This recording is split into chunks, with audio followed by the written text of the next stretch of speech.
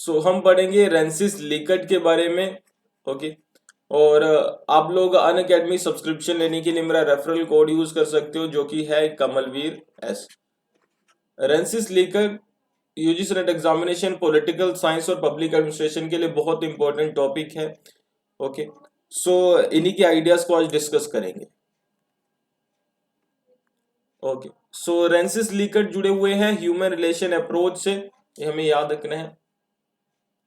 इस अप्रोच को डेवलप किया गया था in criticism of scientific management approach, है ना। इससे पहले जो साइंटिफिक मैनेजमेंट अप्रोच थी, जो कि टेलर के द्वारा, फ्रेडरिक टेलर के द्वारा डेवलप की गई थी, उसे ये क्रिटिसाइज करते हैं, है ना। उसके क्रिटिसिज्म में ही ह्यूमन रिलेशन अप्रोच सामने आती है। ये बताते हैं कि जो वर्कर है वो सिर्फ एक इकोनॉमिक मैन नहीं है ना। Worker is not an economic man, merely not an economic man. इसका मतलब क्या हुआ कि सिर्फ इकोनॉमिक मैन नहीं है, सिर्फ उसकी इकोनॉमिक, आप कह सकते हैं कि कुछ नीड्स नहीं है जिसकी वजह से वो काम करता है, या फिर आप कह सकते हैं कि इस चीज पर बेस्ड कि वो एक इकोनॉमिक नीड्स है, इकोनॉमिक मैन है, इस वजह से इकोनॉमिक उसकी सिर्फ नीड्स हैं। इस पर बेस्ड कुछ अगर हम प्रिंसिपल बना देंगे तो मैनेजमेंट भी अच्छा हो जाएगा, तो हमारा आप कह सकते ऑर्गेनाइजेशन भी अच्छा हो जाएगा, और वर्कर का वेलफेयर भी होगा, सभी का वेलफेयर होगा। तो ये वो कहता है कि ये जो असम्पशन है पूरी तरीके से गलत है। क्यों? क्योंकि इसका प्रीमाइज ही गलत है, बेस ही गलत है। और बेस क्या गलत है? कि वो इकोनॉमिक मैन है। वो कहता है कि नहीं, इसकी सिर्फ इकोनॉमिक नीड्स नहीं है और बहुत सारी नीड्स है, ठीक है। He have some social needs, है ना, सोशल नीड्स टू। इसलिए कहते हैं कि उसकी सिर्फ इकोनॉमिक मैन नहीं है, सोशल नीड्स भी है। लेकिन जो साइंटिफिक मैनेजमेंट अप्रोच है सारा का सारा इस चीज के ऊपर बेस्ड है कि वो सिर्फ इकोनॉमिक मैन है, तो इसीलिए साइंटिफिक मैनेजमेंट अप्रोच पूरी तरीके से गलत है। He is known as creator of organisation, याद रखिएगा जी। अभी क्रिएटर ऑफ ऑर्गेनाइजेशन किसे कहा जाता है? तो रेंसिस लिकट को कहा जाता है। कभी मैच करने वाला क्वेश्चन आ जाए तो आपने मैच कर देना है ना। उसके बाद है इनकी कुछ बुक्स है जो आपने याद रखनी है। A technique for the measurement of attitudes 1932, patterns of management 1961, the human organisation its management and values 1967। उसके बाद है new ways of managing conflicts 1976। तो ये बुक्स के नाम आप लोग लिख लीजिएगा, एग्जामिनेशन पॉइंट ऑफ व्यू से बहुत इंपॉर्टेंट है। सो उनके आइडियाज में पहला उनका कंसेप्ट है लीडरशिप का। वो हमें बताते हैं कि दो तरीके की या फिर टू टाइप्स की लीडरशिप होती है, जॉब सेंटर्ड लीडरशिप और employee centred leadership. Okay. Job centred leadership क्या है? तो इसे वो लो परफॉर्मिंग लीडरशिप कहते हैं, ठीक है। लीडरशिप कहते हैं, लो परफॉर्मिंग लीडरशिप कहते हैं। वो कहते हैं कि जो मैनेजर्स है यहाँ पे फोकस करते हैं only to pressurise workers to work all time, supervise workers, less freedom for workers, close supervision. तो पहले तरीके का जो लीडरशिप है वो क्या है? वो जॉब सेंटर्ड है।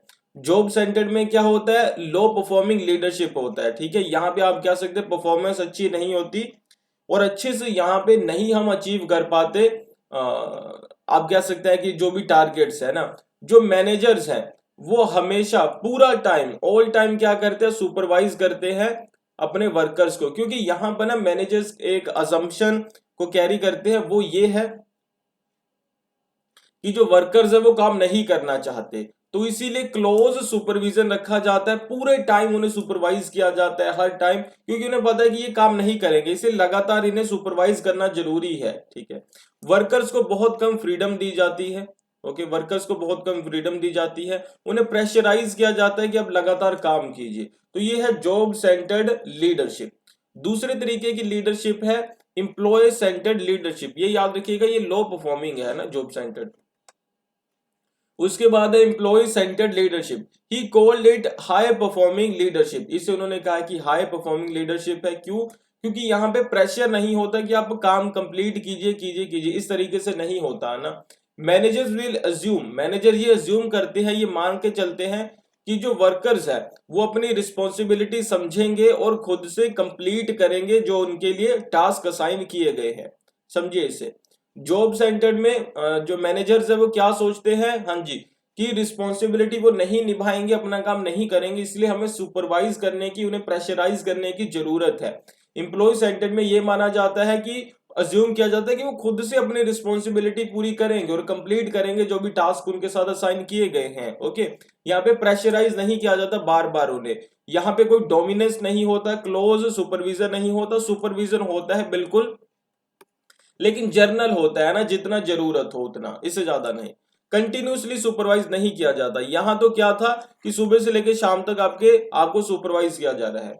ओके, यहाँ पे एम्प्लॉय सेंटर्ड में क्या है, गुड रिलेशंस है वर्कर्स और मैनेजर्स के बीच में, यहाँ पे अच्छे रिलेशन नहीं होते हैं। यहाँ पे कोई पनिशमेंट नहीं होती एम्प्लॉय सेंटर्ड लीडरशिप में। वहीं पे जॉब सेंटर्ड लीडरशिप में अगर आप काम अच्छे से नहीं करो तो आपको पनिश किया जाता है, और बल्कि पनिशमेंट के डर से ही आपसे काम करवाया जाता है। एम्प्लॉय सेंटर्ड टीम वर्क है, क्योंकि यहाँ पे आप कह सकते हैं सभी अपनी अपनी रिस्पॉन्सिबिलिटी के लिए काम कर रहे हैं, ये नहीं कि कोई आपसे काम करवा रहा है। Workers and managers will work cooperatively, एक दूसरे से मिलके, in all fields like decision making as well. तो डिसीजन मेकिंग में भी दोनों मिलकर काम करते हैं, ठीक है, तो इसीलिए से टीम वर्क कहा गया है। तो ये दो तरीके की लीडरशिप है, आई होप आपको ये क्लियर हुई होगी। सो नेक्स्ट है मैनेजमेंट सिस्टम 124। सो अगला उनका कंसेप्ट है मैनेजमेंट सिस्टम 124, है ना। ये क्या है समझते हैं। यहाँ पे हमें वो बताते हैं कि 4 अलग अलग तरीके के सिस्टम्स होते हैं मैनेज करने के लिए, और फिर हमें बताते हैं बेस्ट कौन सा है। तो पहले तरीके का मैनेजमेंट सिस्टम है एक्सप्लॉयटेटिव अथॉरिटेटिव सिस्टम, ठीक है। पहले तरीके का मैनेजमेंट सिस्टम है एक्सप्लॉयटेटिव अथॉरिटेटिव सिस्टम। तो ये क्या होता है, इसमें क्या होता है, तो ये बताते हैं कि ये टॉप मैनेजमेंट यहाँ पे डिसाइड करता है एवरीथिंग, है ना। कोई भी डिसीजन लेना है, कोई भी नई पॉलिसी बनानी है, कोई भी आप कह सकते हैं कि नई चीज इंट्रोड्यूस की जा रही है, और हर एक चीज किसके द्वारा सेंटर्ड होगी, तो ये मैनेजमेंट के द्वारा, है ना। हर एक चीज को डिसाइड कौन करता है, मैनेजमेंट यहाँ पे डिसाइड करता है। तो मैनेजमेंट एक अथॉरिटेटिव सिस्टम की तरह काम करता है, एक अथॉरिटेटिव रिजीम की तरह ये काम करता है। यहाँ पे जो आप कह सकते हैं कि मैनेजमेंट है वो पूरी तरीके से फ्री है, वो कुछ भी कर सकता है, वो किसी के इंटरेस्ट के बारे में, किसी के बारे में नहीं सोचता, किसी के इंटरेस्ट के बारे में नहीं सोचता, किसी के व्यूज को नहीं लेता इस तरीके से, है ना। तो यहाँ पे सुपीरियर इन्फीरियर रिलेशन होता है वर्कर्स और मैनेजर्स के बीच में, उन्हें इन्फीरियर माना जाता है वर्कर्स को। यहाँ पे फोर्स और फियर के साथ, पनिशमेंट के साथ इंश्योर किया जाता है कि वर्कर्स काम करे, ठीक है। तो एक्सप्लॉयटेटिव अथॉरिटेटिव सिस्टम क्या है, मैनेजमेंट के पास सारी पावर्स है, मैनेजमेंट डिसाइड करेगा ईच एंड एवरीथिंग, मैनेजमेंट सारी पॉलिसीज बनाएगा, मैनेजमेंट सारे डिसीजंस बनाएगा। इसके अलावा यहाँ पे सुपीरियर इंफीरियर रिलेशनशिप होगा, वर्कर्स को इंफीरियर माना जाएगा, उन्हें एक अलग क्लास माना जाएगा। यहाँ पे क्या किया जाएगा, फियर के साथ फोर्स के साथ काम करवाया जाएगा वर्कर्स के साथ, वर्कर्स के द्वारा। अगर वर्कर नहीं काम करते तो उन्हें पनिश किया जाएगा, ओके, उन्हें पनिश किया जाएगा अगर वर्कर्स अच्छे से नहीं काम करते हैं यहाँ पर, ठीक है। तो ये एक्सप्लॉयटेटिव अथॉरिटेटिव सिस्टम है। एक्सप्लॉयटेटिव इसलिए कहा गया क्योंकि उन्हें पनिश भी किया जा रहा है अगर वो काम नहीं कर रहे, है ना। तो उनके इंसेंटिव्स काट लिए जा रहे हैं, उनके इंड्यूसमेंट्स काट लिए जा रहे हैं, ये सारी चीजें, सैलरी काट ली जा रही है। उसके बाद है बेनेवोलेंट अथॉरिटेटिव सिस्टम। तो ये दूसरे तरीके का सिस्टम है, ये दूसरा अथॉरिटेटिव सिस्टम है जिसे उन्होंने बेनेवोलेंट कहा है। यहाँ पे क्या है, हियर फोर्स और fear will not be used. यहाँ पे आप कह सकते हैं कि जो दूसरा फीचर था कि फोर्स को यूज करेंगे, फियर को यूज करेंगे, पनिशमेंट को यूज करेंगे, उसे नहीं यूज किया जाता अपनी अथॉरिटी को मेंटेन करने के लिए। इसके अलावा जो रेस्ट ऑफ थिंग्स है वो सारी उसी तरीके से होंगी जैसे पहले सिस्टम में थी, यानी कि डिसाइड सब कुछ मैनेजमेंट करेगा, सुपीरियर इन्फीरियर रिलेशन होगा, ये सारी चीजें एज इट इज होंगी। लेकिन बेनेवोलेंट में क्या नहीं होगा, फोर्स और फियर नहीं होगा बस। तीसरे तरीके का सिस्टम है वो है कंसल्टेटिव सिस्टम, ठीक है, कंसल्टेटिव सिस्टम। यहाँ पे क्या है, employees will be consulted to decision making, है ना, कि हमें कोई डिसीजन लेना है, मैनेजमेंट क्या कहेगा कि हमें कोई डिसीजन लेना है, तो जो एम्प्लॉयज है उससे भी कंसल्ट करेगा कि आप बताइए आप इसके बारे में क्या सोचते हो, कि क्या ये डिसीजन लेना चाहिए नहीं लेना चाहिए, क्या ये पॉलिसी बनानी चाहिए नहीं बनानी चाहिए। तो यहाँ पे मैनेजमेंट आपसे पूछेगा, लेकिन ये याद रखिए कि जो कंसल्ट है ओनली एंड सिर्फ कंसल्टेशन होगा, सिर्फ आपसे पूछा जाएगा। ये जरूरी नहीं है कि आपकी एडवाइस को भी एक्सेप्ट यहाँ पे कर लिया जाएगा। एडवाइस एक्सेप्ट भी हो सकती है, नहीं भी हो सकती है। ओके, यानी कि कुछ आपको फ्रीडम दी जा रही है, कुछ आपका रोल यहाँ पे होगा, है ना, थोड़ा रोल होगा, लिमिटेड रोल होगा। फोर्थ सिस्टम है मैनेजमेंट का पार्टिसिपेट सिस्टम। तो ये आप कह सकते हैं कि आइडियल सिस्टम है उनके अकॉर्डिंग, ठीक है, इसे उन्होंने आइडियल माना है और बेस्ट मैनेजमेंट सिस्टम माना है पार्टिसिपेट सिस्टम। तो यहाँ पे कंप्लीट ट्रस्ट करते हैं जो मैनेजर्स हैं वर्कर्स के ऊपर कि अपने व्यूज शेयर कीजिए। डिसीजन मेकिंग मैनेजमेंट खुद से नहीं करता, बल्कि डिसीजन मेकिंग यहाँ पे आप कह सकते हैं टीम वर्क में होता है, सभी लोग एज अ टीम डिसीजन लेते हैं। ओके, कोऑपरेशन होगा एम्प्लॉइज और मैनेजर्स के बीच में, साथ में मिलकर काम करेंगे। हायरार्की नहीं होगी, हायरार्की बहुत कम होगी, सभी को इक्वल माना जाएगा यहाँ पे, ठीक है, एक टीम की तरह सभी काम करेंगे। ये एक तरीके का फ्यूचरिस्टिक सिस्टम है, क्योंकि आपको पता है कि ये एक आइडियल सिस्टम है ना, तो एक तरीके का फ्यूचरिस्टिक सिस्टम है जो अभी तक नहीं लागू हुआ कहीं भी, तो ये उनके अकॉर्डिंग एक आइडियल सिस्टम है। सिस्टम ऐसा होना चाहिए मैनेजमेंट का।